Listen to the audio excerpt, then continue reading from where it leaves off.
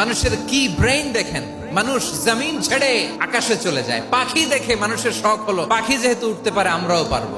অরবিল right, Wilbur right, দুই ভাই মিলে আঁকাঝোঁকা করতে করতে করতে করতে প্লেন বানায় ফেললো। কারণ সুবহানাল্লাহ, এখন পাখিও ওরে আমরাও ওরি। এরপরেই মানুষের কৌতূহল থামে না এখানে, মানুষ চলে গিয়েছে চাঁদে। এখন কিন্তু চাঁদে জমি বিক্রি হয় জানেন।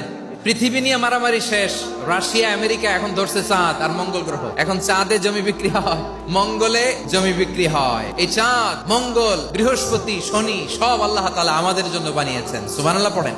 মানুষ সাগরের উপরে চড়ে, শূন্যে ভেসে বেড়ায়, পাহাড় কেটে সুড়ঙ্গ বানায়, টানেল বানায়।